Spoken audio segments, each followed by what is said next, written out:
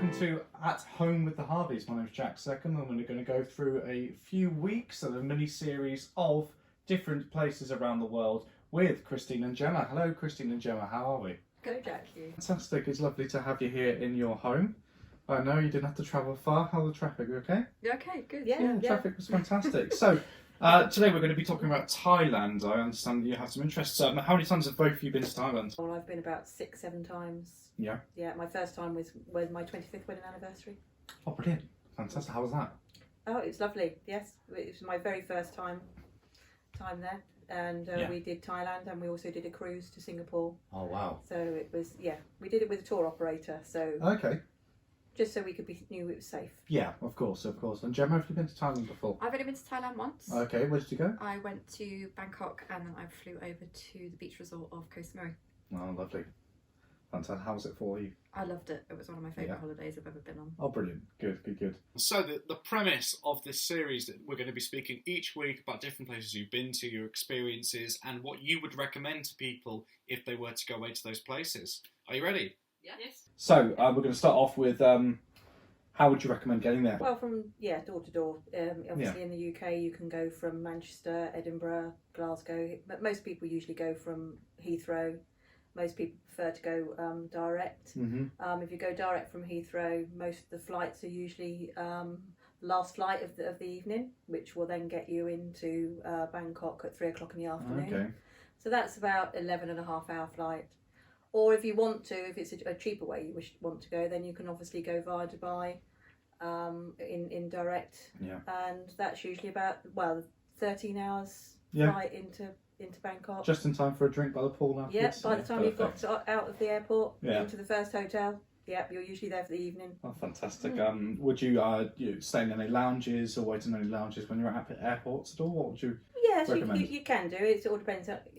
Most of the time I always think it's nice if it's a special occasion. Yeah. Wedding anniversaries, honeymoons, anything like that. It's usually nice, isn't it, to go into a lounge. At the airport, Yeah, at the airport. Then you can sit there quietly, relax. And because it's the last flight of the evening, you can usually get there nice and early. And then if you've got the lounge, you can have a drink, meal. Perfect. Yeah. And then take the flight over. Yeah. I always like to book a lounge if I'm going out on a morning flight or an evening flight, as Mum said. Okay. There's quite a few that you can book. There's a number one traveller lounge, which is highly recommended, that they use across the airports, and then you've got various lounges at different airports across the country. As Mum said, you can take the indirect flights with Emirates as well, which regionally are really good because you can fly from Manchester, Glasgow, Edinburgh. Yeah. Obviously, if you're flying in business class, then you'll have access to any of the business class lounges as well. So you can get the trip started, glass of champagne before you get on the plane. You see, you're off to a good start. Yeah, Usually helps you sleep, doesn't it? Helps you get to sleep. I did wonder about this actually, because I was thinking obviously Thailand, if it's an 11-hour flight as you were saying. Yeah. What would you usually fly if you're flying about 11 hours? Oh, You have that long haul. Personally, I'm like you. I'd probably always fly in economy. Yeah. If I can afford the upgrade, I'd definitely look at doing premium at least one way, Already? particularly on the night flights, just to give you a bit more space. Would you recommend it once? I'd recommend it. Yeah. I'm hopefully going there in October. Oh, are you? And I am coming back premium and going economy. So it's just nice when you've had a nice holiday. It's just nice literally to be able to go back in some comfort. When you're leaving, if you want to do it that way, I always think economy is best to do out, because by the time you've got there, you can relax and have the nice holiday. Absolutely. Although if you are one of the lucky ones that can afford to upgrade to business class and have a flatbed or first class, then I highly recommend business class. When I'm a millionaire, then that's how I'll fly every time. Absolutely perfect. Wouldn't we? Oh. Yeah, I've done business class, and I highly recommend. If you can afford it, then yes. At least if you just go one way, I'd highly recommend business class. Yeah. Okay. Where would we stay? What kind of room would we expect when we're going to Thailand? What would you guys usually book? But it all depends, isn't it? Yeah. If you're in the city, I don't know about you, but I personally don't think that in the city a hotel room's a hotel room, because you're usually out most of the day. Visiting. I mean, it's nice to have some comfort, but obviously if you're in a resort, then you want something a bit more special. If it's sort of sea view, beach, Yeah. You stayed in ones, haven't you, with your own pool? I have done, yeah. I would always say, particularly in cities like Bangkok, if you're going to Thailand, the river is a really nice area to stay in the old city area. You get beautiful rooms in luxury 5-star hotels, but Thailand isn't particularly expensive, so you can get quite a luxurious room with a lovely river view overlooking the boats that are travelling up the river to the palaces when you're in your room. Which I forgot I did that last time. But you're out and about most of the time anyway. But if you're looking at the beach resorts, I stayed in a pool villa over in Koh Samui, and it's probably one of the most luxurious rooms I've stayed in. Wow. It was fantastic. Yeah. We walked in, we had an open plan bathroom with a bathtub that probably could have fit about 4 people. We had a big open spacious dressing area. We had a 4-poster bed. The 4-poster bed opened up into the glass doors, which took us out onto our decking, and on the decking we had our seating area, we had our private pool, and we had our sunbeds, and then literally the view was straight out over the ocean, and you could see for absolutely miles. Wow, that sounds incredible. It was amazing. Yeah, it was I can probably imagine. one of the most luxurious rooms I've ever had. And if you're going somewhere like Thailand, it's a really great place to have that type of accommodation, because But it's not expensive. It's either, not is it? It's not expensive. expensive. it's not the kind of prices that you pay for something like the Maldives. You're getting luxury 5-star for more kind of A 4-star 3-star prices. hotel is luxury, isn't it? Really? Yeah. Yeah. You know, a 3-star is sort of more of a 4, and a 4 is a 5. So you that's what it usually is. Yeah. Yeah. And I mean, I've stayed in ones that have had jacuzzis, you know, on the balcony. I've stayed in a double floor room where you had your lounge downstairs, and you had your own bedroom with a balcony looking out over to the pool area and the sea. You know, and that's not. I mean, that was a 5-star hotel in Hua Hin, but it's again, it wasn't inexpensive. No. What kind of places would you recommend? The places of interest that Thailand has to offer? Well, I mean, there's so much to see and do in Thailand. Yeah. You've got obviously Bangkok, the city itself. You could spend days just wandering around the city, just immersing yourself in everything. There's the markets in the north. You've got the old Bangkok area, which is by the river, where you can take the long tail boats, or you can take the traditional passenger ferries, which will take you up to the palaces. So you've got the Grand Palace up there, but I actually didn't visit the Grand Palace when I was there. Oh yeah, the Grand Palace is amazing. If you really want the old traditional of what Thailand is, then that, you know, the golden Buddha, the lay-in golden Buddha, and obviously now it's got the new one where the king died, so it's got his memorial in there, which cost about £10 million to build over 2 years before they buried him. Yeah. So, you know, that in itself, you can spend half a day probably or more, and that's on the riverfront. Yeah. You just have to be mindful that when you do go, that obviously you have to dress accordingly. So you have to have something below the knees, and you have to have your shoulders covered up. So respecting the culture of the area. Yeah. So I always recommend people to have rolled up sort of cotton trousers and a t-shirt in their bag. Yeah. So then that way that they're usually covered if they go anywhere. Yeah. Be respectful for. Be prepared. Yeah. Where do you recommend to go and eat if you go out in the town, or if you were to stay in a hotel? Well, where do you start in Thailand? If you're in the city of Bangkok, you will find food on pretty much every corner of every street that you are on. Perfect. There is street food. There are Michelin star restaurants. Yeah. You can go to the Banyan Tree Hotel. There is a bar at the top of the Banyan Tree Hotel where you can sit and have a cocktail, and you can overlook the view of Bangkok. Particularly great if you go at sunset. Book a table to go in there. You might want to take your credit card. It is a bit pricey to buy a cocktail compared to the £1 beer you're buying in the beach resort, to the $30 cocktail you're suddenly buying when you're on. You're paying for the view though, aren't you? Yeah, you are paying for the view. And they also have a restaurant there where you can sit and you can have the most amazing Wagyu steak and fine dining. My personal favourite when I was in Thailand was in Koh Samui. This was just down on the beach resort. You went into the town of Lamai, and they had some street food stalls that were set up, and there was one place I used to go every evening where they had the deep fried prawns with sweet chilli sauce, which were to die for and cost you no more than the equivalent of probably about £2 for a whole tray. But one of the best places that I had Thai curry was actually just further down the road. A Thai green curry and a beer cost the equivalent of about £5 each, run by the funniest Thai lady I think I've ever met in my entire life. She was hilarious. She was not your traditional Thai person in the slightest. She was married to an Englishman, had a very English sense of humour, but cooked the best curry I think I've ever had. So yeah, Thai green curry would be my favourite, and that would be a tip from me to try anywhere local. Any hidden gems? Well, I think we both had quite similar experiences with this. So when I was staying in Koh Samui, we were down on the south coast. So you've got the northern areas where you've got the fisherman's area. You've got the quite backpacker area on the east, and we were down in the south. And on one evening we were just wandering just through the market stalls, really, not really paying much attention to what was going on, just a bit of a walk before dinner. And we stumbled across the local market that happens once a week, which you go from this lovely quiet street where not a lot's going on to suddenly it was like a carnival. There was a stage, there was performers up on the stage. I can't say they were particularly great performers, but it was culturally interesting to watch, I guess is a good way to put it. But it was just fantastic. The atmosphere was amazing. All the local people were out. There was all the lovely market stalls. There was all the street food. There was all the drink stalls, and it was just an evening party that happened once a week. And had I not have wandered up this road that evening, we'd never have known that it was there. But it was just really lovely to be immersed in that Thai culture and just to be with all the local people. It was great fun. It's almost like you just looked into a window of a house and actually you found yourself just closing your eyes, like, oh no, I'm in the house now, and I'm experiencing everything that's going on.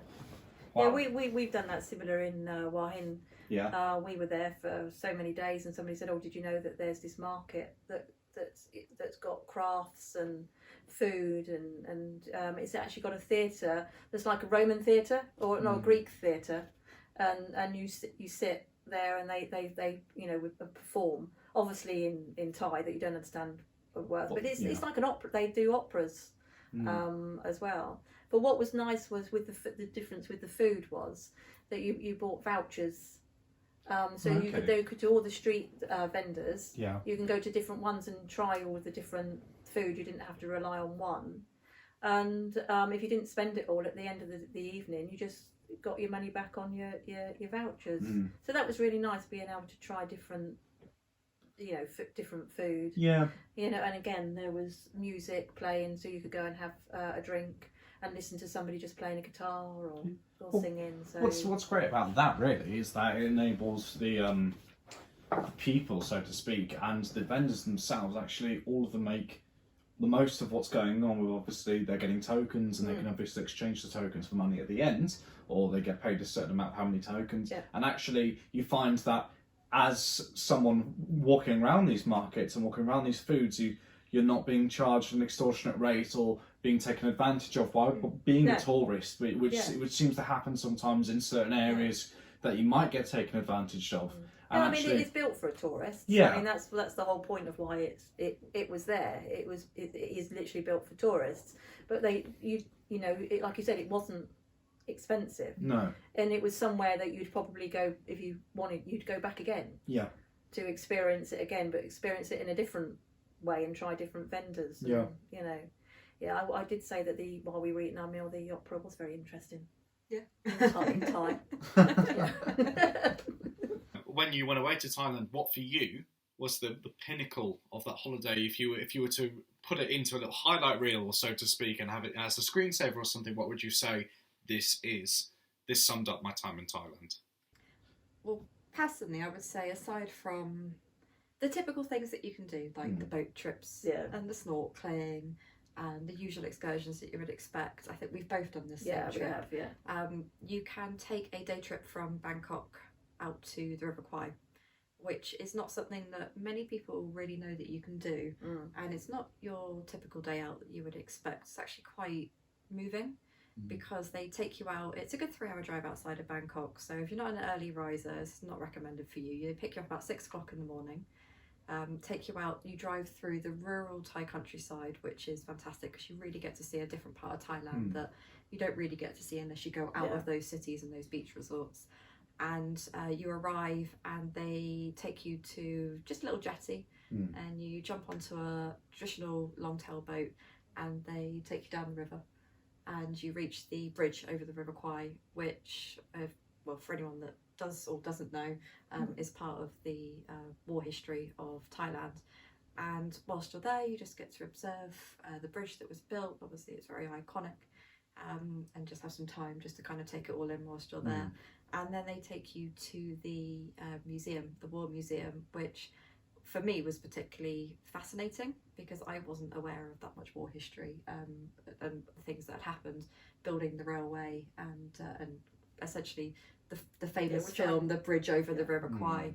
I found it very moving. We were in there for about an hour and a half, and it just walks you through all the history of what happened through the war. And then you've got the cemetery, which you had a particularly moving experience. I think that was the most moving because we had a different experience with you. We went to we hired a car, with our own driver for the day, so we didn't have to leave at 6 o'clock. I should probably have done that. Yeah, we didn't have to leave at 6 o'clock in the morning. He could, he took us there, and we went to the War Museum, the cemetery first, and we were just walking along, and my son's name is Ben, and I saw Ben Harvey, date of birth, age 18. Then I went along and I saw another Harvey, and then another Harvey, and another Harvey, and it was just so well, I had to leave because of it was, we said that's it, I couldn't physically carry on seeing any more because it was just their ages as well. And when you suddenly, for the first one you come across was actually your son's name, and I think he was 18. I think he was 18. I think when I first went at the time. So we experienced that. And so then it was nice to actually then, I know it doesn't sound nice, but it was nice to then move away from that to actually then go and see, the railway and everything, and the museum. Did you go on the train? No, the train wasn't running, but you can get the train, and it will take you over the bridge. We actually walked over the bridge rather than actually. Yeah, we went on the train was running when we went, so after they took us for lunch. And by this point, I think I'd had a nap on the bus, so I just woke up. I literally woke up in the middle of the Thai jungle and had no idea where I was. But we had some lunch, and then they drove us out again into the depths of the Thai jungle and dropped us off in a little opening, like a little cutaway. There's trees, long grass up to your knee. There was a tiny white sign and a railway, and that was it. And they said, "Oh, I'm just going to call somebody. They're on the train. They'll let us know when it's due to arrive." It's due to arrive in about 25 minutes or so. So we stood there in the middle of the Thai jungle waiting for a train. About an hour. Yeah, it wasn't 25 minutes. It was a bit longer than that. And the train arrived. We got on the train, and it's the traditional Thai train, so you don't want to be on it for too long. I think we're on it about 45 minutes. Wooden seats, no air conditioning, open windows. It's about 40 degrees outside, so it's not the most comfortable journey, but it is a great journey to do if you get the opportunity to do it, because it takes you through the countryside. You were on a tour, so that tour, the train was included in that, so it's probably running, whereas we just took ourselves there. The train was there, but it obviously wasn't running, so it. I was going to ask actually. You said that you got your own car. To go there. So is that something you can do? Do you go out onto the street to do that? Or is that no, we just went in with the hotel. You just go up to the concierge and say to him that you're looking for a car for the day with a driver and how much. And always in Thailand, always haggle. Yeah. So we used to just sat there and haggled, and it was £40 each for the whole day. The whole day. The car, the driver, drinks in the car, and we could have had him for the whole day as long as we wanted to. Take us wherever we wanted to go. Yeah. But plus he also knew places that you obviously wouldn't go on a tour, so he took us to different places off the beaten track, basically. Awesome. Obviously, when you are going around Thailand, as we were saying earlier, you've got to respect the culture there. Can you tell me a bit of what your opinions of the culture and things to look out for, and actually things to maybe a guideline, so to speak, of what to do and how to behave while you are in Thailand? Yeah, I mean, Thai people usually always generally very happy, aren't Yeah, they? very they're, friendly. they're very happy. They're very friendly. Yeah. Obviously, you never shake anybody's hand. It's always swatika or swatika, swatika. I'm not saying it. Yeah, you never shake anybody's hands. You're always respectful of their culture, Yeah. of their culture, and actually, it's quite nice to immerse into their culture because that's what you're going there for. You're going there to see something different, and it's we went to one temple, and they said, oh, you need to buy firecrackers. I said, oh, why do I need to buy firecrackers? And they said, oh, well, you buy the firecrackers because what we do in this temple is you then put them in the chimney. You say what you want to get rid of any sins, evil, or whatever it is that you want. And every half an hour, you're standing there, and what you hear is these firecrackers. They let the firecrackers off, but to them, the smoke goes out, and it's taking out your all of that negativity. So that was a very strange. That's interesting. Yeah, I didn't do that. Yeah, it was a very strange. It was a little village somewhere that we went to, and that sounds fantastic. You just have to be generally respectful of the Yeah, culture you anyway do. you go in the world, and the same as you would if you were walking through the city of London. You just have to be cautious of where you're going. You wouldn't walk through a dark alley in the middle of London at night, so you wouldn't do the same thing when you're in a foreign country. Yeah. But you just have to be keep to the main streets. Make sure you agree a taxi fare before you get in a taxi. Make sure you order it from a reputable place. If you're getting in a tuk-tuk, exactly the same thing. Make sure you agree the fares. But you don't really need to take taxis and tuk-tuks around Thailand particularly. The beach resorts more. The Skyline in Bangkok is usually very good, which is it takes you nearly the whole length of Thailand, and it can stop off at a really lovely park. There's a really lovely park in Thailand. It's huge. You could spend quite a lot. It's called Limpini. Is it Limpini Park? I can't remember the Something name like of it. Limpini Park. Okay, Yeah. But then that also takes you to Jim Thompson's house, which a lot of people like to visit. But on the stops, it also takes you to a shopping mall, which is the hugest shopping mall that I've ever seen. So we went there. You've got the Siam Centre. So in contrast to if you're staying on the river in the old Bangkok, which is very low rise, very traditional, you've got the Siam Centre right in the middle of the city, which has these 5-6 story shopping malls. The one that we went into, well, it was amazing. You went from one floor to another floor, and you were in a completely different country. So they theme every floor by a different country. So you'd be walking through the streets of somewhere like San Francisco, and then suddenly you go up one elevator and you'd be in the city of Tokyo, and it was all the shops were themed to that country, or selling cars on the 6th floor. And then you had all the big food courts that you can go to, where you can try again. If you're not into your Thai curry, you can easily go and pick up a burger, and you've got, I mean, if you're McDonald's, really craving if you're craving your McDonald's from home, then you can go and do that. So there's quite a lot that you can go and immerse yourself in that you wouldn't necessarily find anywhere else.